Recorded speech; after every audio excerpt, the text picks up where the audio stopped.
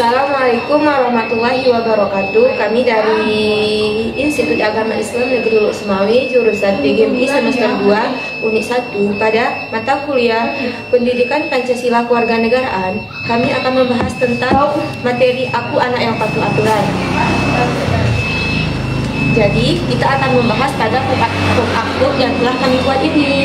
Sebelumnya, Kak Amna udah tahu belum apa itu aturan? Belum. Apa itu sih aturannya? Kalau aturan itu adalah sesuatu yang wajib kita patuhi, Kak Amna. Contohnya aturan ini ada di berbagai kegiatan kita. Contohnya apa aja nih? Kak Amna udah tahu belum? Belum sih, yuk kita bahas lebih lanjut mengenai aturan itu. Ya, kita akan membahas tentang aturan di mana-mana aja yang ada pada kehidupan kita. Yang pertama, Kak Amna, kita akan membahas tentang aturan di sekolah. Jadi, apa aja sih contoh aturan di sekolah ini, Kak Amna? Mari kita buka. Yang pertama, contoh aturan di sekolah itu adalah seperti jangan terlambat pergi sekolah. Karena kalau kita terlambat, kita akan diapakan, Kak Amna? Dihukum. Maka kita harus mematuhi aturan itu supaya kita tidak dihukum. Dan yang kedua adalah kita harus membersihkan ruangan perpustakaan atau ruangan kita untuk belajar.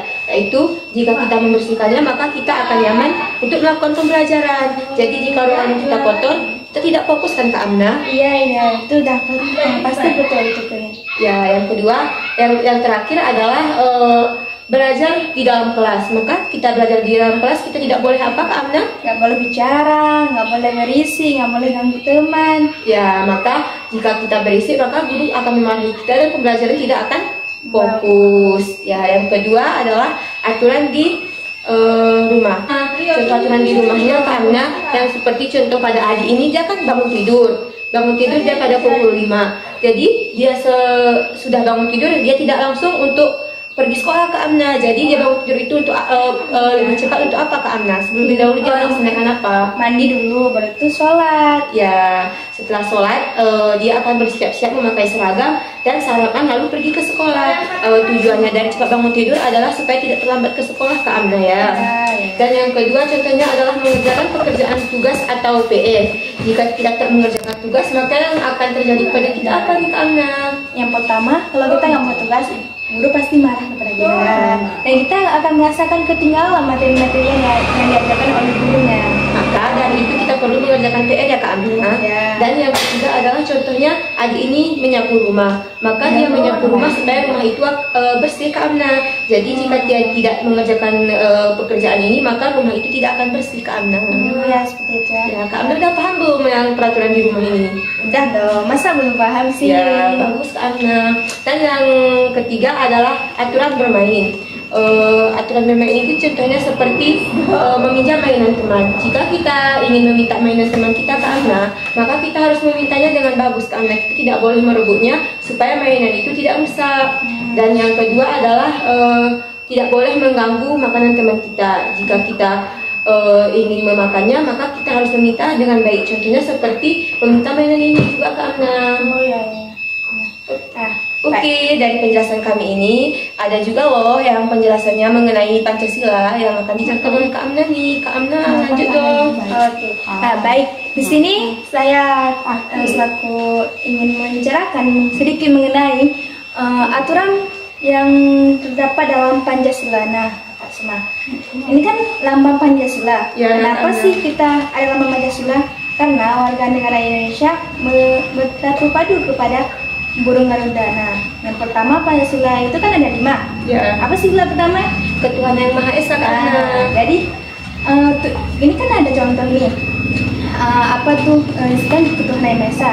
Jadi tujuan ataupun nilai kandungan yang terdapat di situ adalah setiap warga negara memiliki hak dan memiliki dan terpercaya kepada Tuhan yang Maha Esa sesuai dengan agamanya masing-masing. Nah, contohnya kayak agama Kristen, Hindu, Buddha, Islam, mereka saling mengintegrasi bersama ya. Oh, berarti walaupun kita berbeda agama, kita harus saling menghargai agama orang lain ya, Kak Amna.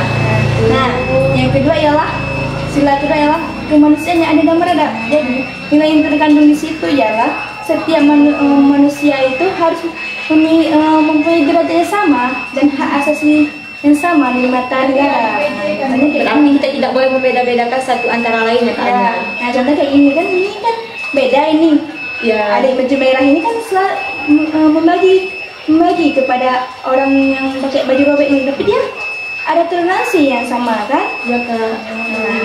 Nah, sila yang ketiga adalah persatuan bangsa Indonesia. Nah, di sini kan yang tergantung adalah setiap warga negara memiliki harus mendahulukan kesatuan, persatuan dan kepentingan negara dan bangsa di atas kepentingan. Nah, contoh ini ada ini kan. Kepentingan sekolah contohnya Kak Amna ya.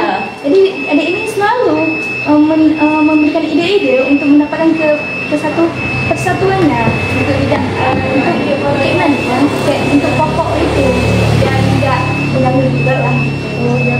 Nah, sila yang keempat ialah Kerakyatan yang dipimpin oleh hikmat kebijaksanaan dalam permusyawaratan perwakilan. Nah, itu ya dia. Jadi istilah itu ya intinya adalah kita harus saling bermusyawarah untuk mencapai tujuan yang maksimal. Nah, contohnya kayak ada ini, dia bermusyawarah untuk jadwal piketnya. Nah, jadi mereka selalu bermusyawarah untuk mendapatkan ide-ide ataupun tidak dapat diganggu juga nantinya kan. Ya Kak.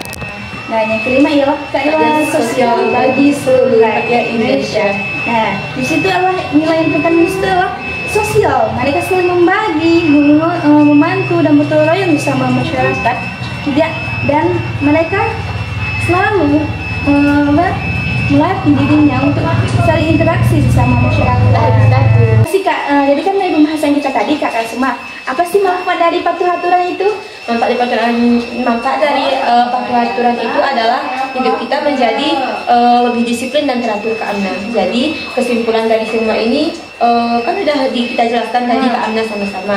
Kesimpulannya apa nih Kak Amna? Jadi kesimpulannya hidup ini akan teratur apabila kita disiplin dan tanggung jawab untuk menyayangi aturan-aturan tersebut. Nah, cukup sekian nih. Dan kita sudah ngerti kan semuanya ini kan? Udah dong Kak Amna, kan udah kita jelaskan. Ya, baik. Kalau gitu kita berdua, saya Kak Nurul Amna Dan saya Kak Kasuma. kami mengundurkan diri. Assalamualaikum warahmatullahi wabarakatuh.